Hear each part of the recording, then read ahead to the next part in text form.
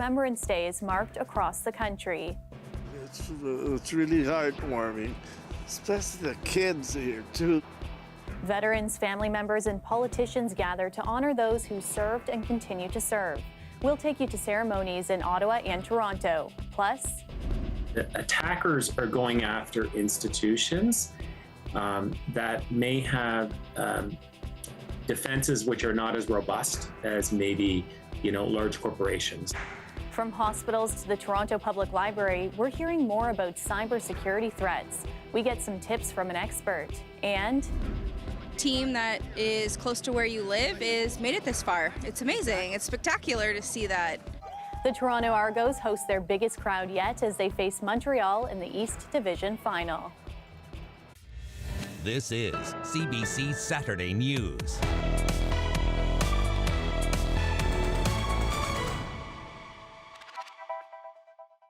In Ottawa marked Remembrance Day this year. As two major conflicts unfold on the other side of the world, Canada's top soldier urged for greater preparation. Ashley Burke has more.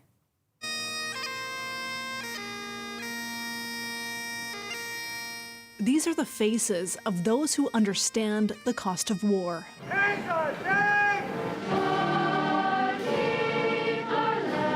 This year's Remembrance Day ceremony even more poignant for them as they watch two major conflicts abroad unfold. I look at the way the world is now. I'm completely thankful that I live in Canada. The Israel-Hamas war and Russia's ongoing invasion of Ukraine, constant reminders of the fragility of peace. And how hard we have to work together to secure that. I don't think we should ever take that for granted. Paul Baden says he spent more than 8,000 hours in the air during the Cold War chasing Soviet submarines. Russia's invasion, he says, shows the threat remains. It's scary. I thought we were going to put all that behind us, and unfortunately we haven't. And consequently, I don't envy my children growing up and my grandchildren these days.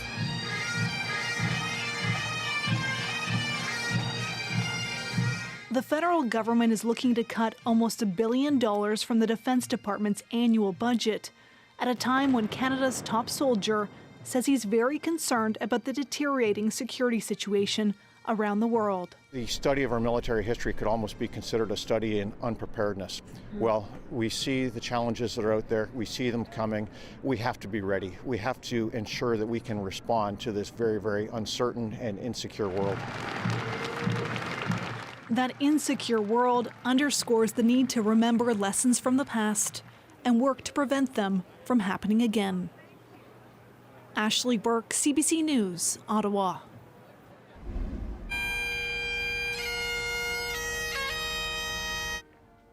The City of Toronto also hosted a Remembrance Day ceremony at Old City Hall on Friday, honoring those who served our country. It was just one of several services across the GTA. And one of those ceremonies was held at the Sunnybrook Hospital Veterans Center this morning. This year marks the 75th anniversary of Sunnybrook. It began as a military hospital to treat soldiers injured in World War II. Tyler Cheese spoke with veterans and hospital staff about the significance of the day. It makes me think, reminds me of the great shipmates that I sailed. I'm Navy. It was great shipmates I sailed with. Richard Ratcliffe is a 95-year-old veteran who served Canada during the Korean War 70 years ago. This morning, he and his fellow veterans formed a procession from the Sunnybrook Hospital Veterans Center to the on-site, newly renovated cenotaph. Ratcliffe says he's happy that so many people gathered to show their support. That is really reassuring. It's really heartwarming, especially the kids here, too. Following the procession, wreaths were laid, poetry was read, and attendees observed a moment of silence. Those who care for the seniors at the Veterans Center say it means everything to have the public support on such a significant day. My mother served with the Canadian Women's Army Corps. She was attached to the Royal Regiment of Canada. And to see everybody here, not only for her, but for everybody, every veteran, it's heartwarming. As I walked up with one of the veterans, this was his first Remembrance Day ceremony here at Sunnybrook, and he just kept all the way up the road to the ramp was saying, this is incredible. This is just incredible. He said, look at these flags. Look at all these people. Miniature Canadian flags waved from all corners of the lawn outside the centre. They were planted yesterday as part of the Operation Raise a Flag program, which raises money to support the residents. We have over 200 veterans, World War II, Korean War, and then other allied services. So really we provide long-term care for veterans who are unable to continue to live at home. And given the hospital's history, hosting a Remembrance Day ceremony is all too appropriate. Sunnybrook opened in 1948 as Sunnybrook Military Hospital, and we've been serving Canada's war veterans ever since with great passion. Today, the centre provides veterans with a wide range of cognitive, physical, mental health, and stroke care. We're treated like royalty. It's really, there's no place like it. Hospital staff say the best way to support the centre and its residents is to visit the Operation Raise a Flag website to make a donation. Tyler Cheese, CBC News, Toronto. We turn now to the Middle East. As fighting intensifies around Gaza's largest health facility, Israel's military says it will help to evacuate babies from Al-Shifa tomorrow. It denies targeting the hospital and blames Hamas for staging its operations near the facility. Briar Stewart reports. Fighting has been intense around hospitals in northern Gaza. The Hamas-run health ministry says that fuel ran out at Gaza's largest hospital, Al-Shifa, and 2 babies died after a generator was shut off. We reached the head of the plastic surgery department at the hospital, who said there was no electricity and they had to stop performing most operations. As Dr. Ahmad Mokhalalati spoke to us, the sounds of explosions and gunfire could be heard in the background. We have a commitment towards our patients. We have 63, I think, patients in the ICU with ventilators. They have to evacuate them to places where the ventilators will be provided. Israel's military says it isn't laying siege to the hospital, but it's targeting Hamas militants. It says that it's been urging civilians to evacuate the area for weeks, and that in the last 3 days, more than 150,000 have headed south along humanitarian corridors. Tomorrow, Israel says it will help to evacuate some of the most critical and vulnerable patients still inside Al-Shifa. The staff of the Shifa Hospital has requested that tomorrow we will help the babies in the pediatric department to get to a safer hospital. We will provide the assistance needed. According to the Hamas-run health ministry, more than 11,000 have been killed since October 7th. That's the day Hamas militants attacked Israel, killing 1,200 people and taking around 240 hostages, including infants. The government says bringing back the hostages is its priority, and tonight hundreds marched in Tel Aviv demanding their release. Israel wants the world to remember the heinous Hamas crimes, given that there is mounting global outrage over the dire situation in Gaza.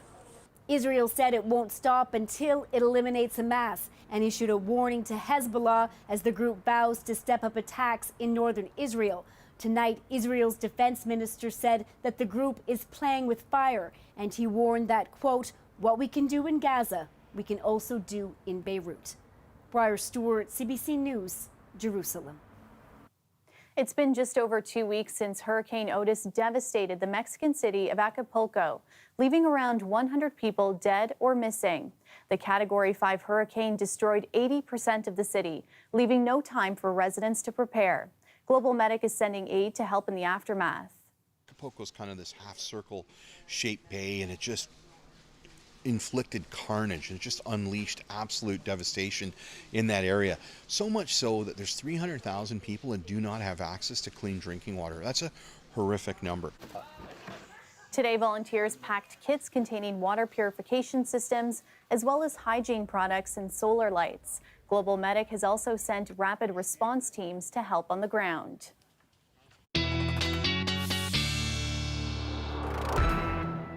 Sophia Kambalia joins us now, and a chilly one out there for those who attended those Remembrance Day ceremonies earlier today.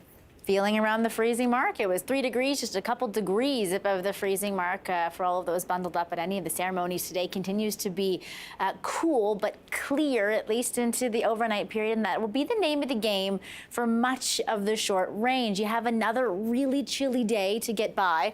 Temperatures are just a couple degrees again above the freezing mark in the nation's capital region, and right around the seasonal or a bit below for those of us into the south or west. It's about 2 to 3 degrees below the seasonal average from where we should be this time of year. But have a look at Monday, where you're back into the mid-teens and you're a couple degrees above seasonal. Let me tell you why. You have a bit of a warm stretch coming up for the first half of this work week at least. High pressure parked to our south. It will allow warmth from the south. It will also allow a series of low pressure systems to come from the north and from the west. The first one being Sunday into Monday, rain and some wintry mixing for the Nickel Belt and up to Timmins. And then Monday throughout the day, this system grazes you in the nation's capital region. I'll tell you about the snowfall potential and who else will see sunshine in the long range. Talia. Thanks, Sophia. The Toronto Argonauts expecting a record-breaking attendance today since moving to the BMO field. Despite that support, the team lost against the Montreal Alouettes in the East Division final. And that's where Annam Khan is tonight. What's the feeling there now, Annam? Talia, this is still very like an electric feeling over here. Most of the fans are gone, but it's just some of the fans are still here. They're so excited. This was a massive game, and not just for where the Argonauts stand, but also just in size. As you know, this has been the most successful season in franchise history with a 16-2 on record. And today they broke their own record for the highest number of seats in this facility. They've had nearly 27,000 seats sold. So this crowd has been one of their largest crowds in years. And even though everyone's gone right here, I have a fan with me over here. His name's David Brown. He's been to 19 games, home and away, and you see him here, he's still waving his flag. We're gonna ask him, how do you feel with this loss after such an incredible season? 16-2, that's all I gotta say. Go Argos. That's all. So as you can see, this was a record-breaking season for Argos, and it was for the fans too. Take a look. Season's been great. We haven't a season like this since 96, 97, right? When we had Doug Flutie, now we had Chad Kelly. Chad Kelly gonna rip this league apart, and we're gonna win the Grey Cup once again. If you win, fantastic. If you lose, you went out, you fought a good season, and you go on to win next year. So as you can see, Argos fans, they bring a special kind of energy to the stadium. And this is what Mike Clemens was talking about, the general manager for the Argos. He said even if it was a loss today, we've still gotten so far because of the incredible season, and the fans' loyalty has a lot to do with it. Our fans have been faithful. They have been there for us, and we're so glad to see that is coming back right now. We're giving them reason to as well, and so I think part of that responsibility is ours to make sure that we give them the reason to continue to come back time and time again. So for the Argos tonight, everything ended in the first quarter. After throwing an interception for a touchdown early, Toronto really never regained momentum. And Chad Kelly threw 4 total interceptions in the game. And on offense, the Argos managed 17 points, mostly coming in the last quarter. So now, Montreal now has earned a spot in the Grey Cup. They're going to play next week in Hamilton. And they haven't been to the large game since 2010. So this is a big game for them. And for us, hey, we have next time. That's a good attitude. Thanks, Annam. That's Annam Khan live tonight at BMO Field. We've been tracking a number of cybersecurity incidents impacting some public institutions in the GTA and across the province. Most recently, York Region District School Board announcing that police are investigating after a hack of its network sent things offline earlier this week. Meanwhile, the Toronto Public Library was the target of a cyber incident in late October. Earlier this week, the library confirmed it was a ransomware attack, adding yesterday that sensitive data from employees may have been exposed. And in southern Ontario, 5 hospitals were impacted by a ransomware attack just over 2 weeks ago. Patient and employee information from all hospitals has been compromised, with some of it being reportedly leaked. This week, the hospitals said they will rebuild their networks from scratch. For more on what institutions and their users could do to better protect themselves against these kinds of attacks, I'm joined by Francis Sims. He's a cybersecurity professor at Humber College. Francis, just in the last couple of weeks, what do these attacks tell you about the vulnerabilities that public institutions like schools, hospitals, and libraries may have? I think what we're starting to see is that the attackers are going after institutions that may have defenses which are not as robust as maybe, large corporations like banks, right? And so really it comes down to low-hanging fruit. A lot of these organizations, the ransomware gangs, think that, the amount of money they may make off of this type of transaction is small. Ransomware is about 2 things. It's about extorting the person that you've attacked, but then also exfiltrating that data and selling it online. And I think what we're starting to see is a trend where that data is worth a lot of money, right? And so we're starting to see these types of attacks happen more and more. And that's my next question. Is there a rise in these types of cyber attacks at the moment? And do you see them getting worse as technology continues to develop? Yeah, I think what we're starting to see is that these types of attacks are increasingly being fueled by AI, right, and automation. It used to be if you wanted to do a ransomware attack, you needed to be a sophisticated hacker. But a lot of these tools can be bought on the dark web for very little money, or in some cases for profit sharing, right? You launch the attack, and you share the proceeds with the person that supplied you the software. So there's a number of different reasons why we're seeing this increase, but definitely we're trending upward in the last 6 months to last year. And so if you had to pick one top measure that institutions could implement to better protect themselves, what would you suggest? Yeah, well, I would actually suggest a 2-fold measure. Number one, I always suggest training. More than 90% of the attacks occur through somebody clicking on a link and then the malware is installed. From an employee training perspective, that's pretty easy to do. But from on the organization side, implementing tools like multi-factor authentication, we all get those annoying emails that say, please tell me what the code is that's been texted to you or sent to your phone to allow you to log in, right? Those things are particularly important. And you touched on this, but very quickly, for users, we often have no choice but to hand over some of our personal information. So is there anything that the average person can do to better protect their personal data? Yeah, I think what we need to do is we need to really question. It used to be when you would sign up for a particular service, go into maybe a hospital, sign up at the library, they would ask you for a bunch of information. Maybe one of those pieces of information might be your social insurance number. You have to really think, is that information that they really need to deliver the service that I need from them, right? Does the hospital really need my social insurance number? Maybe, maybe not.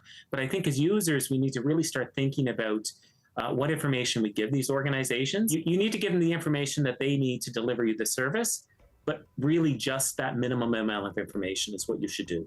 That's one step that we can take. That's some good tips. Thanks for joining us, Francis. Yeah, you're welcome. Thank you for having me. This is the final weekend at the Royal Agricultural Winter Fair. Every year, thousands of people gather at the exhibition grounds for the 10-day event. Of course, one of the greatest draws is the animals. This year marks its 101st anniversary. And poultry shows have returned after a 3-year pause because of COVID-19 and the avian flu. I spoke with Trevor McDonald. He's a breeder from PEI who's marking 39 years attending the event.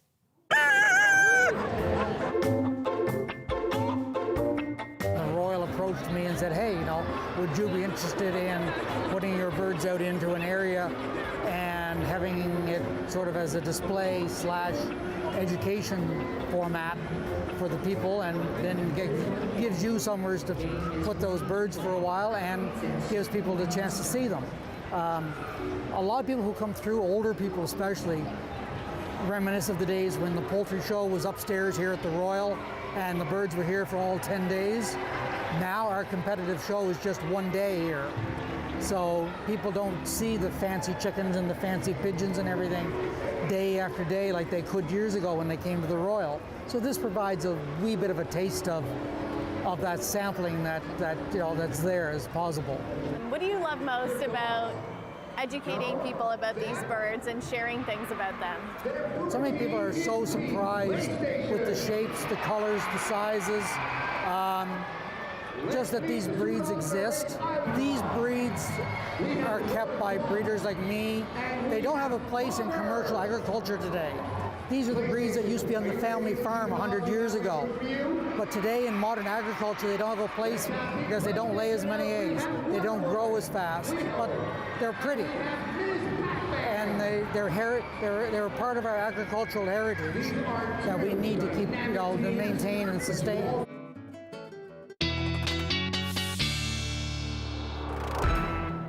And that was a nice, warm indoor event happening this weekend. Sophia's back with our extended forecast, and I'm hoping for at least some more sunshine in the coming days. Yeah, one more chilly day for Sunday, and then I promise you warmth and also sunshine coming up in this long-range forecast. We talked earlier about the high pressure that would be parked off to our south and our east that will allow warmth up from the south and the west, and of course low pressure systems as well. But the potential is there for double-digit warmth, Talia, all the way up to the Nickel Belt and into parts of central Ontario and even into cottage country for this week ahead. Have a look at Monday, for example, mid-teens in Windsor, but 1 out of 2 low pressure systems comes in first for your Monday, but temperatures are balmy, about 5 degrees above seasonal for some. Watch the rain and wintry mix come in though. Sunday overnight in the Nickel Belt and up to Timmins, and then those of you in the nation's capital region, this system sort of parks in parts of Quebec, and you get the kind of bottom western edge of this system throughout your day Monday in Ottawa. The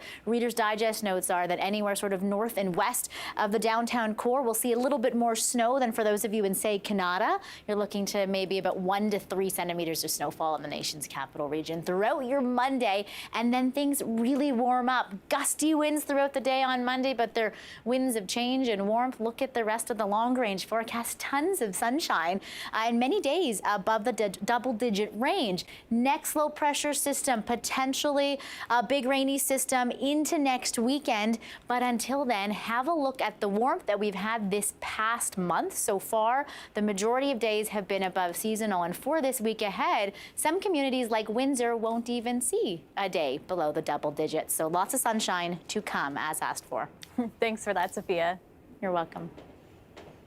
And that's our show for you tonight. Thanks so much for watching. We leave you with a live look at Parliament Hill in Ottawa. I'll see you back here tomorrow night at 11. Good night.